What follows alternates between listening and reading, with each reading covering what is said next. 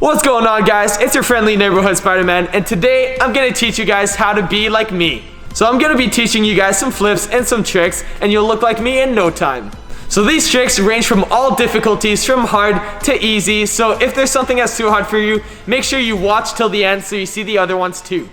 So the first trick that we're gonna learn is the one that I use all the time, and it's the backflip. Don't flip! Yeah!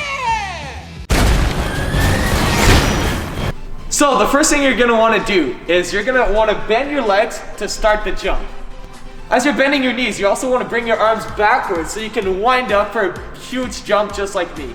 So it's gonna look like this. You're gonna bend your knees and swing your arms backwards like this. Before doing the actual flip, you're gonna practice that a few times and just get a lot of air. When you get comfortable with that and you feel like you're getting a lot of air, then you can move on to the next steps. So the next part that we're gonna work on is the tuck. So we're actually gonna practice that one on the ground to be safe. So you're gonna practice the jump just like you did earlier, but then add a tuck to it. So throw your arms up and then tuck. So basically we practice this so that you can get your knees to your chest as fast as possible. And the faster that you bring your knees to your chest, the faster your backflip's gonna be. And then if you have a fast backflip, then you can learn double backflips just like me. So after you get a really good set by throwing your arms up, you bring your knees to your chest, and then you're gonna perform the backflip. So at this point you're flipping, and at about 3/4 way in the flip, you can actually see the ground with your eyes. And when you can see the ground, you can know when to open up from the tuck so that you can absorb the landing. If you want a more in-depth backflip tutorial, make sure you subscribe because I'll be posting one next week. Oh, you guys are still here? Oh, you want to see more? Okay, let me show you a vault that I use all the time. So, this vault is one of my most used ones, and you can see it in all my movies. This one is much easier than the backflip, so anyone should be able to learn this. So the first thing you want to do is find yourself a short obstacle to vault.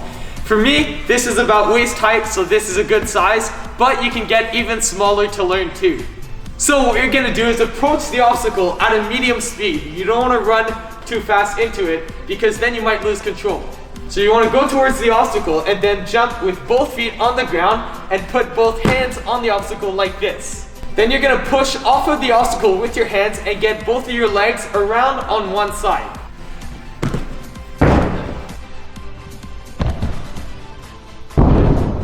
So if you guys find that hard, you can actually do it around the obstacle on the side, so it makes it a little easier.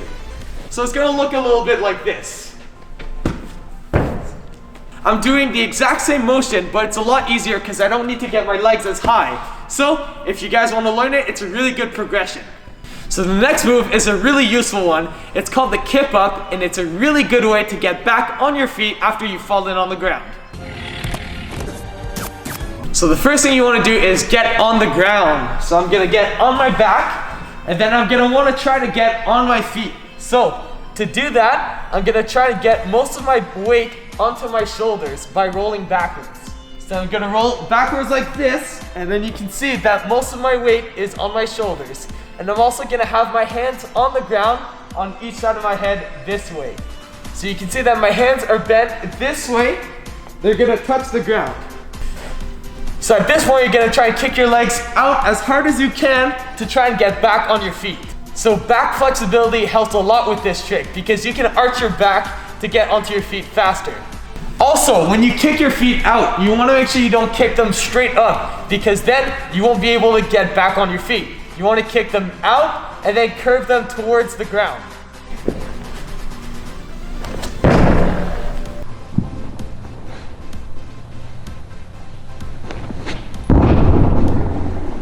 So the next one is useful when you want to dodge your enemy in style. So if someone's swinging something at you or someone's trying to hit you, you can dodge them using back handsprings.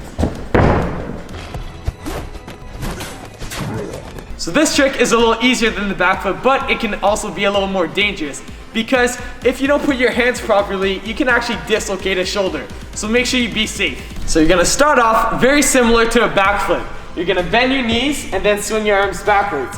But the difference is you're actually not gonna jump up, you're gonna jump back.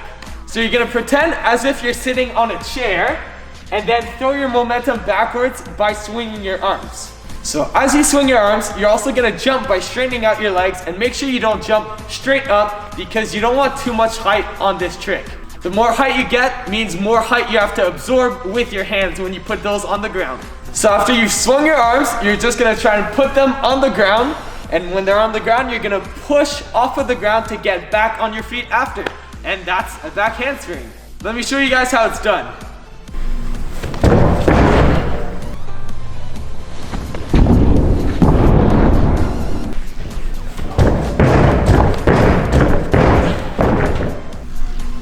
Oh, you want one more? Okay, this is my most used trick. This is one where I swing off of my web and do a backflip. I do it in every single one of my movies.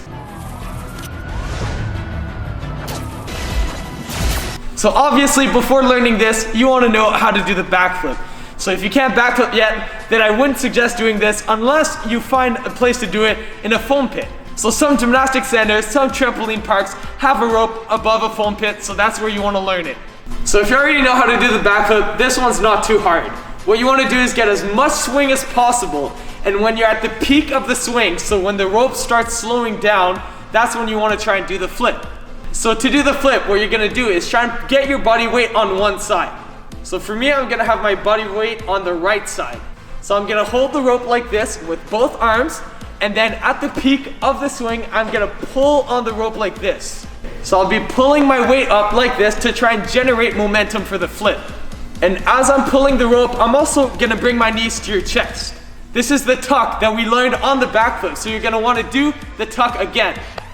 So as a recap, you're gonna wait till the peak of the swing, you're gonna pull your weight up as you bring your knees to your chest, and at that point, you just complete a normal backflip.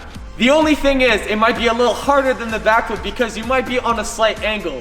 Since the rope is beside you and you're pulling that way, your weight might go off axis, and that's normal.